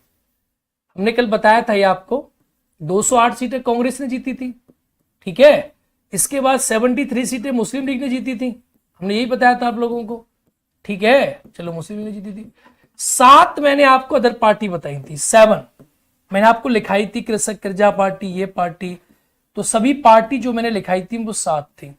इसमें एक चीज और थी, 808, ये कैसी पार्टी थी? निर्दलीय। ये तो दल से थी ना भाई, कृषक प्रजा पार्टी, ये पार्टी, वो पार्टी, ये निर्दलीय थी। तो 8 पार्टी निर्दलीय व्यक्ति थे, 8। अब निर्दलीय व्यक्ति मतलब जैसे राजू सिंह, वीर बहादुर सिंह, मतलब अपने नाम से। निर्दलीय मतलब बिना किसी दल के, इंडिपेंडेंट, जैसे आज लोग लड़ते हैं। तो आप इसको जब जोड़ोगे, अगर आपका मैथ अच्छा है, अगर मैं इसको जोड़ूं अगर कैलकुलेटर ऑन करके, तो 296 सीटों पर चुनाव हुआ था। तो भाई निर्दलियों का नाम थोड़ा लिखाऊंगा मैं कि निर्दलीय कौन थे, अब वो तो अलग अलग व्यक्ति हो गए निर्दलीय, तो उनके नाम थोड़े लिखे जाएंगे। तो आप इसको जोड़ोगे जब, तो बाबू 208 प्लस 73 प्लस 7 288 हो रहा था, और 288 में प्लस 8 तो टोटल बना के 296 हो रहे हैं, और 296 सीटों पर इलेक्शन हुआ था, चुनाव हुआ था। ये आपका डाउट क्लियर हुआ बेटा? बता दो सभी, डाउट क्लियर हुआ? डाउट मत रखा करो, अगर कोई चीज पूछनी है तो आप कमेंट बॉक्स में पूछ लिया करो, मैं आपके हर डाउट पढ़ता हूं, अच्छा भी, बुरा भी, प्यारा भी, सब डाउट आपके पढ़ता हूं मैं। Every single doubt I read carefully. 1 घंटा बैठ के आराम से रात को मैं आपके सारे डाउट पढ़ता हूं कि कहीं किसी के दिमाग में कुछ चल तो नहीं रहा है, ठीक है? तो ये आप यहां इसको आप लिख सकते हैं कि सर ये भी क्लियरिटी हो गई। अब देखो, अब हमारा संविधान बन गया, हमारा संविधान हमारे सामने बन के रेडी हो गया, हमारा संविधान हमारे सामने बन के रेडी हो गया, हमारा संविधान हमने देख लिया कि भाई ये हमारा संविधान है। तो हमारे संविधान को बनने में कितना समय लगा? एक प्रश्न सबसे पहले एग्जाम में बनता है कि हमारे संविधान को बनने में कितना समय लगा। तो देखो, हमारा संविधान जो बन के तैयार हुआ तो समय का प्रश्न पूछता है, समय। अब आप लोग सबने पढ़ा है कि संविधान को बनने में 2 वर्ष 11 महीना और 18 दिन लगे, ये आप सभी को पता होगा, ज्यादातर बच्चे जानते हैं। लेकिन अब बच्चों को ये नहीं पता कि 2 वर्ष 11 महीना 18 दिन कौन से दिन से लगे, किस तारीख से लगे। तो ये प्रश्न आपको याद रखना है बेटा। ये 9 दिसंबर 1946 को संविधान सभा की पहली बैठक हुई थी, याद है कि नहीं है? याद है। और 26 नवंबर 1949 को हमने संविधान को पढ़ के स्वीकार कर लिया था। ये जो पीरियड है ना, ये पीरियड, ये 2 वर्ष 11 महीना 18 दिन का पीरियड है। ये प्रश्न एग्जाम में पूछा जाता है। अब एक और समय जो मैं आपको बता रहा हूं, ये संविधान को बनने में समय लगा, तो पूछते हैं संविधान को बनने में कितना समय लगा? संविधान को बनने में कितना समय लगा? ठीक है, तो ये आपको याद रखना है, 2 वर्ष 11 महीना 18 दिन लगे, ये प्रश्न है। कभी कभी क्या है कि आजकल मैं देख रहा हूं कि डायमेंशन थोड़ी चेंज हो रही है, कट ऑफ हाई हो रही है, डायमेंशन चेंज हो रही है। कि 9 दिसंबर 1946 तो ठीक है, शुरुआत इसी तारीख से हुई थी, 9 दिसंबर 1946। लेकिन आप एक बात बताओ, अगर मैं आपसे पूछ लूं कि जिस दिन संविधान लागू हुआ, जिस दिन संविधान बना और जिस दिन संविधान लागू हुआ 26 जनवरी 1950, तो संविधान सभा की बैठक से संविधान लागू होने तक का समय कितना था? तो नवंबर भी बता दिया मैंने, और ये भी, अगर ये भी आपके एग्जाम में पूछ ले, क्योंकि ये यूजीसी नेट वगैरह में पूछ रहा है, बीपीएससी भी यहां से प्रश्न पिकअप करती है, आजकल मैं देख रहा हूं, तो 3 वर्ष, यानी 3 वर्ष लगी थी, 1 माह 1 महीना और 16 दिन का समय लगा था। ये भी आप लोग क्या कर सकते हो, इसको भी आप लोग एक बार दिमाग में रख सकते हो। वैसे कुछ ऐसा कोई पूछेगा नहीं, लेकिन आपके दिमाग में भौकाल मारने के लिए आपको पता रहना चाहिए, ये भी इंफॉर्मेशन आपके खोपड़ी में आ सकती है। गुरुजी ये तो ये हो गया, ये कितना हो गया, तो ये भी मैंने आपको ऑब्जर्वेशन करके बता दिया है। ये आंसर है, 2 वर्ष 11 महीने 18 दिन का समय भारत के संविधान को बनने में लगा। ये हो गया समय बनने में। अब एक प्रश्न आता है कि भारत के संविधान को बनने में समय तो लग गया, सर इसको बनने में पैसा कितना खर्च हुआ? थोड़ा फास्ट तो नहीं चल रहा हूं मैं, क्योंकि आज लाइव नहीं चल रही है क्लास, तो मैं कहीं फास्ट चल रहा हूं है भाई, कि फास्ट तो नहीं चल रहा मैं? आप लोग लिख लें इसको एक बार, क्योंकि लाइव नहीं है तो मुझे आइडिया नहीं है, ठीक है? चलो आओ, अगला क्या है? पैसा, धन सबसे इंपॉर्टेंट चीज है। तो पैसा कितना लगा? 63,96,729 रुपया खर्च हुआ संविधान को बनने में। 63,96,729 रुपया, यानी 63,96,000, कभी कभी लोग इसे अप्रोक्स 64 लाख कर देते हैं, लेकिन हम तो पूरा पढ़ाएंगे। 729 रुपया इतने का हमारे संविधान निर्माता खर्चा करके दूध जलेबी में, ठीक है? ऐसा नहीं है, संविधान बनाया है, बहुत बड़ी चीज है। इतना हमारे संविधान में पैसा खर्च हुआ, 63,96,729 रुपए खर्च हुए विश्व के सबसे बड़े संविधान में। World longest constitution is the Indian constitution, इसमें इतना पैसा हम लोगों ने खर्च किया, ठीक है? तो ये प्रश्न भी आपके दिमाग में रखना चाहिए कि इसमें अप्रोक्स, कभी कभी एग्जाम में पूछ लेता है, तो अप्रोक्स में आप क्या लगाएंगे भाई? 63 लाख लिखा होगा, 64 लाख लिखा होगा, तो आंसर क्या लगाएंगे आप? आंसर लगाएंगे 64 लाख भाई, 63,96,000 है ना, तो ये तो आंसर हो ही नहीं सकता। आंसर आप लाएंगे 64 लाख अप्रोक्स, अगर वो आगे की संख्या ना दे तो आंसर क्या होगा आपका 64 लाख आपका आंसर होगा। क्लियर। अब एक प्रश्न आता है कि भारत के संविधान को जब बनाया गया तो ये संविधान ऐसे तो बना नहीं होगा, तो टाइप हो रखा है, तो भाई किताब बनी होगी पहले संविधान की, कॉन्स्टिट्यूशन की पहले बुक बनी होगी। तो संविधान की पहले 2 प्रतियां बनी थी, संविधान की 2 मूल प्रतियां थी। ये प्रश्न भी आपके एग्जाम में आपको समझना होगा। संविधान की 2 मूल प्रति थी, मूल प्रति यानी आप कह सकते इंग्लिश में थी, इंग्लिश में, और एक थी हिंदी में, लेकिन एक तीसरी और थी। संविधान की मूल प्रति कितनी थी, ये प्रश्न भी आपके एग्जाम में बन जाता है। तो इसकी जो मूल प्रति थी जनरली 2 थी, एक इंग्लिश थी और एक हिंदी थी। हिंदी और इंग्लिश, इसकी 2 मूल प्रतियां आपको देखने को मिलेंगी।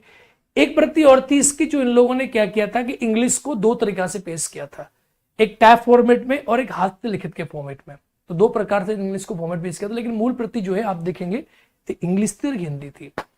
अब एक प्रश्न आता है कि जब संविधान बना, संविधान बनने का आपने समय बता दिया, सब कुछ आपने बता दिया, समझा दिया, सारी चीजें क्लियर हो गई हमारी खोपड़ी में, लेकिन संविधान पे कुछ लोग कहते हैं संविधान पे कारीगरी है। संविधान को हाथ से किसने लिखा? जब मैंने हाथ का नाम यूज कर दिया तो हाथ से संविधान को लिखने का कार्य किया किसने? कौन व्यक्ति जिसने संविधान को हाथ से लिख दिया? हमारे संविधान को हाथ से किसने लिखा? तो इसके पीछे एक कहानी है। संविधान की लिपि को हमने जैसे तैयार कर दिया, संविधान को जो हाथ से लिखने का कार्य किया कि हमारे संविधान में अब हाथ से कौन लिखा जिसका राइटिंग अच्छा होगा। तो जब जवाहरलाल नेहरू साहब ने संविधान को बना लिया तो सब लोगों ने कहा कि संविधान की प्रति बहुत बड़ी बन गई है, संविधान इतना मोटा तैयार हो गया, इस संविधान का क्या करेंगे? इतना मोटा संविधान जो है तो बड़ा संविधान हो गया, बड़ा मोटा कॉन्स्टिट्यूशन है हमारे संविधान का। तो अब ये कहा गया कि हमें ये करना होगा कि हमारे संविधान को हमें हाथ से लिखाना होगा। दुनिया के बहुत अच्छे संविधान है वो हाथ से लिखे हुए थे, सुंदर सुंदर सजे हुए थे और हाथ से लिखे हुए थे। तो ये निर्णय लिया गया कि हमें भारत के संविधान को हाथ से लिखवाना पड़ेगा और सुंदर सुंदर संविधान को हमें सजाना होगा। ये बात हमने डिस्कस करी। तो संविधान को जो हाथ से लिखने का कार्य किया, जो हस्तलिपि जो आई संविधान की, यानी एक प्रश्न आपके एग्जाम में बन जाता है, संविधान को हाथ से लिखा तो किसने लिखा? प्रेम बिहारी नारायण रायजादा। आंसर क्या होगा इसका? प्रेम बिहारी नारायण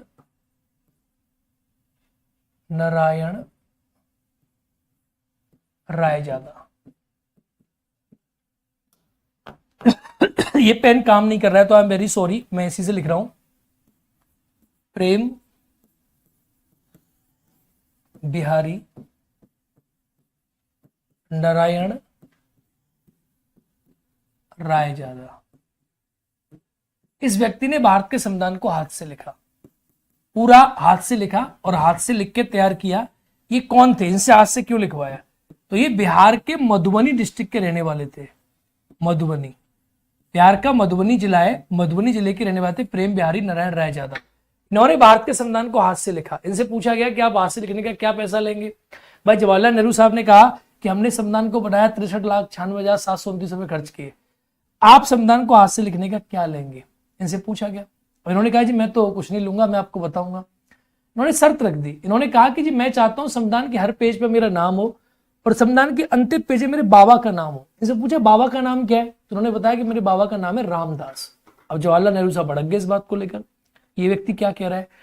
लेकिन प्रेम बिहारी नारायण रायजादा ने जो हाथ से लिखने की पढ़ाई कर रखी थी वो रविंद्रनाथ टैगोर जी के शांति निकेतन से कर रखी थी। तो रविंद्रनाथ टैगोर जी ने इनसे कहा कि बड़ा अच्छा है, बड़ा अच्छे से लिखेगा। तो बाद में जवाहरलाल नेहरू साहब मान गए और संविधान की मूल जब लिपि आप पढ़ोगे उसके हर पेज पे लिखा है प्रेम बिहारी नारायण रायजादा और उसके लास्ट में लिखा है रामदास, इनके बाबा का नाम लिखा हुआ है। ये सेंट स्टीफन कॉलेज दिल्ली से पढ़ाई कर रहे थे और एक एग्जाम में प्रश्न पूछा गया कि ये किस स्कूल से पढ़े हुए थे? तो शांति निकेतन से इनका संबंध था, शांति निकेतन से। इन्होंने भारत के संविधान को हाथ से लिखा। इन्होंने हाथ से लिखने में जो समय लिया वो समय है 6 महीना। 6 महीना का समय जो है भारत के संविधान को इनको हाथ से लिखने में लगा और इस संविधान में करीब 251 पेज इन्होंने लिखे थे। जो संविधान हाथ से लिखा गया था उसमें करीब 251 पेज थे जो इन्होंने लिखे थे। आप ये कह सकते हो 3.75 kg यानी 4.25 किलो इसके अंदर वजन था जो संविधान इन्होंने हाथ से लिखा। और कभी कभी पूछ लेता है कि इसमें कितने शब्द थे, क्योंकि मेन इसी के बारे में पूछा जाता है। इसमें टोटल वर्ड्स कितने थे? 1,17,369 इसके अंदर शब्द थे। कितने? 1,17,369 इसके अंदर क्या थे? शब्द थे। तो ये कई प्रकार के प्रश्न आपके एग्जाम में पूछे जाते हैं। 6 महीने का समय लगा, 251 पेज लिखे, 4.25 kg वजन है, 1,17,369 शब्द जो है प्रेम बिहारी नारायण रायजादा ने इस संविधान को लिखने में लगाए, पूरे के पूरे। तो ये भी प्रश्न आपके एग्जाम में बन जाता है। एक व्यक्ति का नाम है नंदलाल बोस। तो कभी कभी पूछ लेता है कि नंदलाल बोस साहब ने क्या किया। नंदलाल बोस, इनका भी नाम याद रखेंगे। इन्होंने संविधान की सजावट की है, जो उसमें फूल बकती है ना, सजावट, वो सजावट का जो काम किया है, it is done by Nandlal Bose. इन्होंने पूरे संविधान की सजावट कर रखी है कि संविधान पे क्या कैसे। तो संविधान की अगर सजावट आपसे कभी पूछ ले कि भारत के संविधान की सजावट का कार्य किसने किया, तो नंदलाल बोस के द्वारा भारत के संविधान की सजावट का कार्य किया। ये पूछ सकता है ये कहां से थे, तो ये दोनों ही शांति निकेतन से थे। नंदलाल बोस भी शांति निकेतन के ही थे। ये भी आपको याद रखना और ये भी आपको समझना है, ठीक है। नंदलाल बोस ने भारत के संविधान को हाथ से लिखा। नंदलाल बोस भी शांति निकेतन के रहने वाले थे। कोई डाउट किसी को? कोई डाउट किसी विद्यार्थी को? ठीक है, तो ये प्रश्न आपके एग्जाम में यहां से बन जाते हैं, जो बहुत बेसिक रहते हैं। कई बार यहां से प्रश्न आपके एग्जाम में पूछ लिए जाते हैं कि संविधान को हाथ से किसने लिखा, संविधान का वजन कितना है। ये सारे प्रकार के प्रश्न जो है आपके एग्जाम में पूछ लिए जाते हैं। इनको आप अच्छे प्रकार से याद रखोगे, कहां से किसी प्रकार के प्रश्न है जो आपके एग्जाम में बन सकते हैं, ठीक है। इसको एक बार आप नोट डाउन।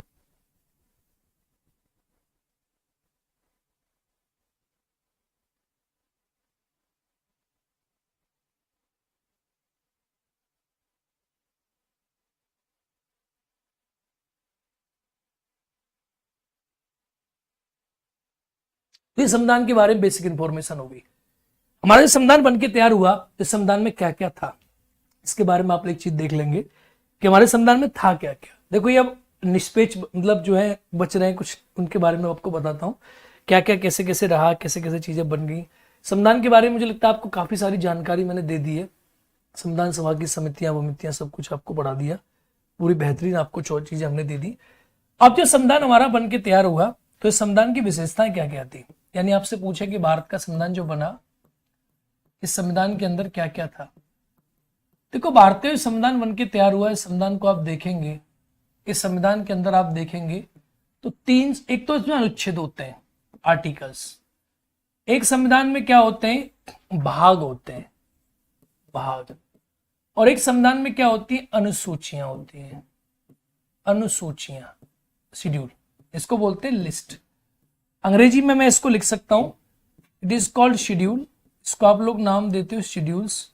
सारी जानकारी आप लोगों को है, ये इसको आप नाम देते हो आर्टिकल्स, इसको आप नाम देते हो पार्ट्स। भारत के संविधान में 22 भाग, 22 भाग थे जब संविधान बना। अनुच्छेदों की बात करें संविधान में तो 395 आर्टिकल्स थे जब संविधान बना। और अनुसूचियों की बात करें तो इसमें 8 अनुसूचियां थी जब संविधान बना। अभी क्या होती है, आप किसी किताब को खोलोगे, किताब है, आपने इस किताब को ओपन किया तो इसमें पहले आपने देखा कि इंडेक्स है। इंडेक्स मतलब लिस्ट, लिस्ट कौन सी चीज कहां पर पड़ी हुई है। एक प्रकार से आप ये कह सकते हैं कि अनुसूचियां जो होती हैं लिस्ट होती हैं, अनुसूचियां लिस्ट होती है। 8 अनुसूचियां थी। अगर वर्तमान की मैं बात करूं, वर्तमान की, हम इन सबको एक एक से पढ़ेंगे, तो वर्तमान में 12 अनुसूचियां हैं, क्योंकि 9वीं जुड़ी 1951 में, फिर 10वीं जुड़ी 1952 में 85 अमेंडमेंट से, फिर 11वीं और 12वीं ये जुड़ गई, तो 12 अनुसूचियां हैं वर्तमान में। अब ये लिस्ट हो गई, इसके अंदर आप फिर देखेंगे भाग होता है। जरा फिजिक्स की किताब पढ़ी तो फिजिक्स में क्या यूनिट होती है, हीट है, आपने पढ़ा हीट एक यूनिट है, लाइट एक यूनिट है। इसी प्रकार से भाग होते हैं और भाग के अंदर चैप्टर होते हैं। संविधान में क्या है, कि अनुसूचियां हो गई, भाग है, फिर भाग नंबर 1, भाग नंबर 2, ऐसे 22 भाग है। लेकिन वर्तमान में आप देखेंगे तो भारत के संविधान में वर्तमान में आप पाएंगे तो भाग में भाग ऐड होके वर्तमान में 25 भाग आपको देखने को संविधान में मिल जाते हैं।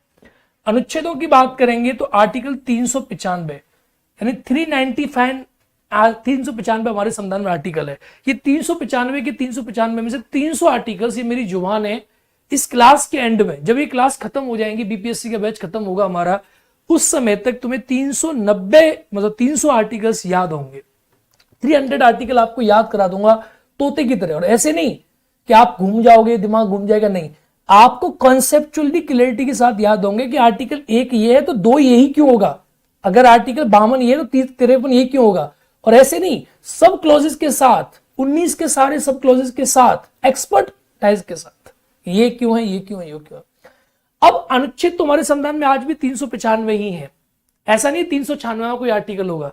लेकिन हुआ क्या, 21(1) आपने पढ़ा सब क्लॉज, तो बहुत सारे अनुच्छेदों के पीछे सब क्लॉज ऐड हो गए। ऐसे करके आप देखेंगे तो करीब 448 करीब आर्टिकल्स की संख्या बन जाती है। लेकिन आर्टिकल 395 ही है, 396 आर्टिकल कहीं नहीं है, न कि 397 आर्टिकल है। अगर कि आपसे कहे कि आर्टिकल की संख्या तो 450 करीब है, तो आप उससे पूछिएगा कि ये बताइए कि 396 आर्टिकल कौन सा है।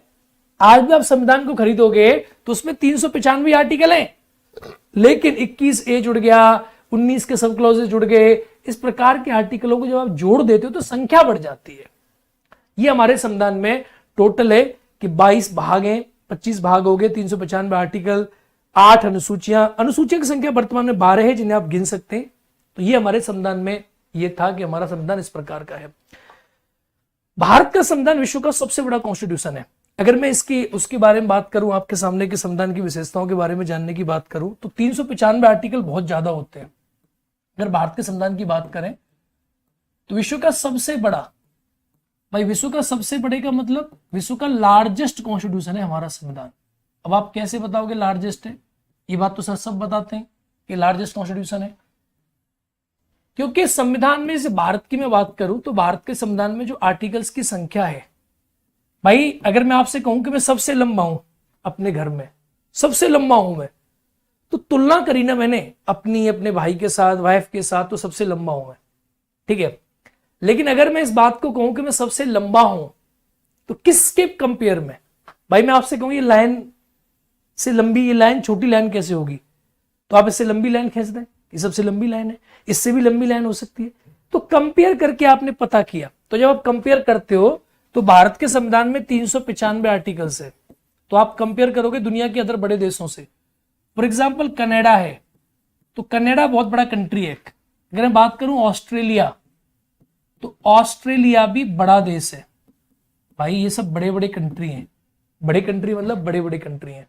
दक्षिण अफ्रीका की बात करूं, दक्षिण अफ्रीका ये भी बड़ा देश है, काफी बड़ा कंट्री दक्षिण अफ्रीका है।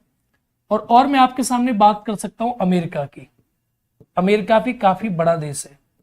आप जब देखोगे कि इन देशों के कंट्रीज में कितने आर्टिकल्स है, तब आप समझ पाओगे कि भारत का संविधान विश्व में सबसे बड़ा संविधान है।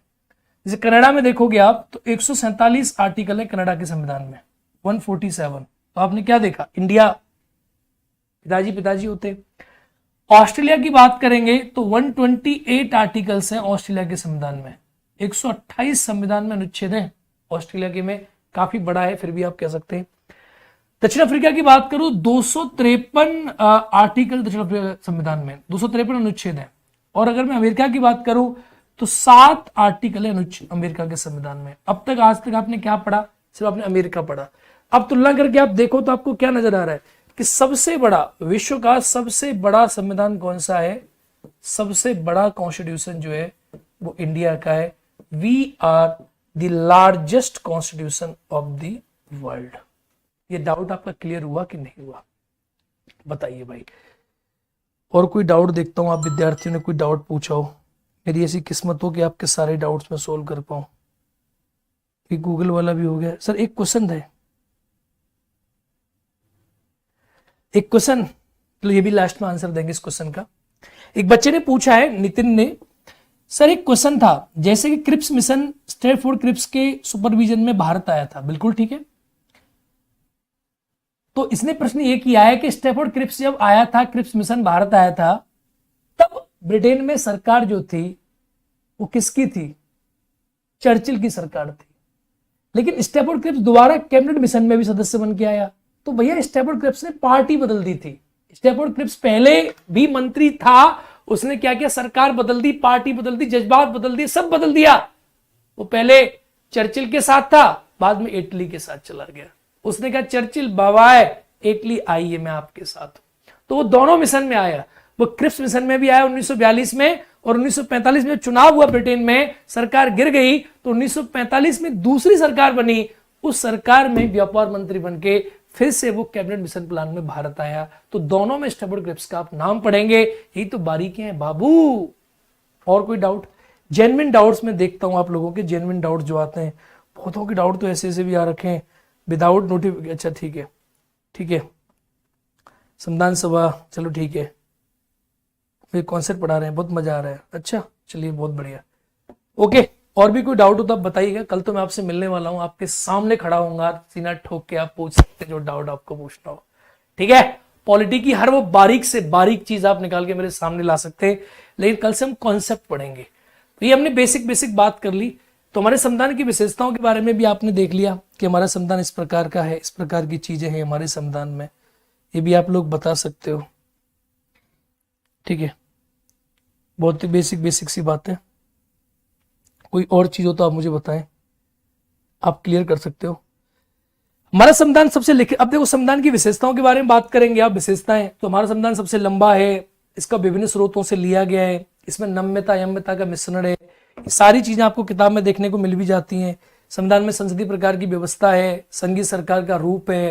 अगर आप बेसिक सी बात करें कि भारत के संविधान की विशेषताओं में सर क्या क्या आप लिख सकते हैं, तो देखो विशेषताओं की मैं बात करूं कि विशेषता क्या है। अब मैं कल आपको टॉपिक पढ़ाऊंगा, फिर प्रस्तावना। कल से हम संविधान को पढ़ेंगे, कल से हम इस संविधान को पढ़ेंगे जो हमने बनाया है अभी 3-4 क्लासों में। इस संविधान को हम कल से पढ़ेंगे। तो देखो सबसे लंबा संविधान है, सबसे लंबा मैंने आपको बता दिया सबसे लंबा कैसे है। हमारे संविधान में आप देखेंगे तो संसदीय प्रकार की व्यवस्था है। अब ये क्या होती है? संसदीय प्रकार की व्यवस्था का मतलब है कि हमारी कंट्री में parliamentary form of the government है, जहां सरकार जो होती है वो लोकसभा पर जिम्मेदार होती है। जैसे हमारी कंट्री ब्रिटेन से लिया गया parliamentary form of the government, जहां सरकार तब तक रहेगी जब तक उसका लोकसभा में बहुमत रहेगा। इसे कहते हैं संसदीय प्रकार की व्यवस्था, parliamentary form of the government. इसके बारे में जब आप पढ़ोगे, हमारे कंट्री में पार्लियामेंट जब आप पढ़ोगे, संसद पढ़ोगे, तब आपको समझ में आएगा कि हमारे देश में ये प्रकार की व्यवस्था भी आपको देखने को मिलेगी। ये क्या होती है कि जैसे आपने देखा आर्टिकल 75 है, अब आपको जानकारी नहीं है इसके बारे में, सब क्लॉज 3 है। तो वहां पर लिखा है कि सरकार हमारे देश में जो बनती है वो आपने देखा है कि सरकार के लोकसभा में बहुमत चला गया, सरकार गिर जाती है, ऑन द स्पॉट सरकार टपक जाती है। क्यों टपक जाती है? क्योंकि सरकार का बहुमत गिर जाता है। तो सरकार के पास बहुमत नहीं, सरकार इसलिए गिर जाती है। संसदीय प्रकार की व्यवस्था आप जब पढ़ोगे तो इसमें आप लोग देखोगे प्रॉपर तरीका से कि इसमें हमारे कंट्री में जो गवर्नमेंट है वो लोकसभा निम्न सदन की पद जिम्मेदार सरकार है। संघीय प्रणाली, संघीय प्रणाली का मतलब क्या है? आप देखोगे हमारे कंट्री में फेडरल गवर्नमेंट है, यानी केंद्र राज्य के मध्य डिवीजन ऑफ पावर है। केंद्र भी है, राज्य भी है, दोनों आपस में मिलकर सरकार का निर्माण कर रहे हैं। केंद्र भी है और राज्य भी है, दोनों आपस में मिलकर सरकार का निर्माण कर रहे हैं। तो हमारी कंट्री में आप देखेंगे संघीय प्रकार की प्रणाली है। ये आपको मिलेगा कि पार्ट 5 में संघ है, पार्ट 6 में राज्य है। ये सारी चीजें आप पढ़ोगे डिटेल में। ये आपको जानकारी अभी नहीं हो पाएगी संघीय प्रणाली किस प्रकार की है, इसलिए मैं आपको अभी बताऊंगा तो आप समझ भी नहीं पाओगे। क्योंकि संघीय प्रणाली का मतलब होता है डिवीजन ऑफ पावर। यहाँ केंद्र राज्य दोनों मिलकर एकदम साथ साथ चल रहे हैं, हम दोनों साथ साथ हैं, संघीय प्रणाली। और संघीय प्रणाली हमारी कंट्री में पूरी नहीं है। कुछ लोग कहते हैं अर्ध संघ है, क्योंकि डिवीजन ऑफ पावर प्रॉपर नहीं है। आदि केंद्र के पास ज्यादा शक्ति है, राज्यों के पास ज्यादा शक्ति है नहीं, तो डिवीजन ऑफ पावर प्रॉपर नहीं है। समझ रहे हो ना? केंद्र के पास ज्यादा शक्ति है। अब आपकी समझ में नहीं आएगा केंद्र में ज्यादा शक्ति कैसे है सर, तब समझ में आएगा आपके जब केंद्र वाले संबंधों को पढ़ोगे, सेंट्रल रिलेशन को जब पढ़ोगे भारत संविधान के भाग 11 में, तब मैं आपको सारी चीजों को समझाऊंगा। हमारे संविधान में आप और देखोगे विशेषताओं में क्या है। हमारे संविधान में आपातकाल का प्रोविजन है। आपातकाल, अब आपातकाल क्या होता है? इमरजेंसी। जैसे आप पढ़ोगे संविधान के भाग 18 में 352, 356, 360 हमारे कंट्री में आपातकाल के प्रोविजन है। आपातकाल लगता है हमारे देश में तो कंट्री पूरा यूनिटरी हो जाता है, ठीक है। तो आपातकाल का प्रोविजन हमारे संविधान में आपको देखने को मिलेगा। एकल नागरिकता, सिंगल सिटीजनशिप, हमारे कंट्री में केंद्र और राज्य की एकल नागरिकता है, दोहरी नागरिकता आपको देखने को नहीं मिलेगी। एकल नागरिकता यानी केंद्र जो है उसी के आप सब नागरिक हैं, आप सब भारत के नागरिक हैं, कोई आप में से बिहार का नागरिक नहीं है। ये सब भी हम आगे चल के पढ़ेंगे। तो ये सारी चीजें ही हमें पढ़नी है, इन्हीं सारी चीजों को जो है हमें इन्हीं सारी चीजों को निर्णय करना है। वयस्क मताधिकार, ये भी आप लिख सकते हैं। सार्वभौमिक भौमिक वयस्क मताधिकार यानी हमारे कंट्री में सभी को मताधिकार दिया गया है। कोई व्यक्ति वयस्क है, 18 साल से उम्र का है, ऊपर का है, तो उसे वयस्क मताधिकार दिया गया। हमारे कंट्री में मौलिक अधिकारों का प्रोविजन किया गया है। तो ये सारी चीजें मैं बता रहा हूं, इन्हीं सारी चीजों को आपको आगे चल के पढ़ना है। तो आप एकदम निश्चिंत हो जाएं। Karan Chaudhary is here, your doubt is not a fear. ठीक है, सारे डाउट आपके चले जाएंगे, कोई समस्या आपको आने वाली नहीं है। आज जो पढ़ा है इसको याद कर लेना, अब तक जो पढ़ा है इसको याद कर लेना। मैं एक टेस्ट लूंगा आप लोगों का, और टेस्ट लूंगा और टेस्ट पेपर थोड़ा कठिन बनाऊंगा मैं। आपको लगता है कि मैंने आपको पढ़ाया तो पॉइंट फॉर्म में, लेकिन प्रश्न ऐसे नहीं बनेंगे। प्रश्न किस प्रकार से बनेंगे? कथन, कथन कारण, कथन 1, कथन 2, कथन कारण। तो कथन कारण का जो टेस्ट है, इस प्रकार के टेस्ट ही आपके एग्जाम में आपकी एबिलिटी को जांच कर पाते हैं।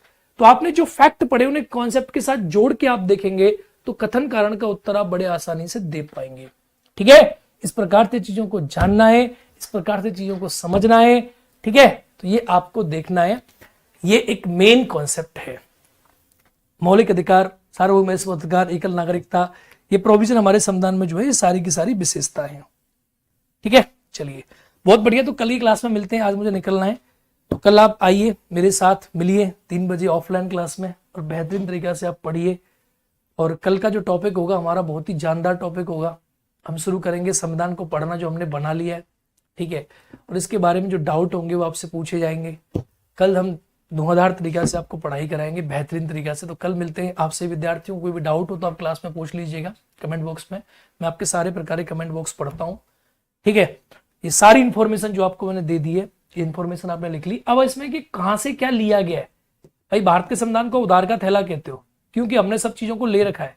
हमने मौलिक अधिकार अमेरिका से लिए, एकल नागरिकता ब्रिटेन से ली, संसदीय प्रणाली ब्रिटेन से ली, संघीय प्रणाली हमारी अमेरिका से ली गई है। ठीक है, ये सब हमने अलग अलग जगह से लिए। आपातकाल हमारा जर्मनी का आपातकाल प्रोविजन जर्मनी से लिए गए हमने। तो जब हम चीजों को पढ़ेंगे, जब प्रस्तावना पढ़ेंगे, तो प्रस्तावना में हमने कहां से क्या लिया है, मौलिक अधिकार पढ़ेंगे तो उससे हमने कहां से क्या लिया है, इन डिटेल में उस टॉपिक के साथ साथ हम इसको पढ़ेंगे। ठीक है, तो जैसे कल प्रस्तावना है तो प्रस्तावना में सारी चीजें मैं आपको समझाऊंगा। ये इंफॉर्मेशन संविधान के बारे में मैंने आपको दे दी, बहुत जनरल जानकारियां, संविधान की समितियां आप देख लेना, बहुत इंफॉर्मेटिव बेसिक बातें आपको समझ में आ गई है। कल से कॉन्सेप्चुअल क्लास आपकी शुरू होगी, और कॉन्सेप्ट में कल से हम बात करेंगे लंबी चौड़ी बातें। ठीक है, तो आप जान चुके संविधान बन गया आपके हाथ में।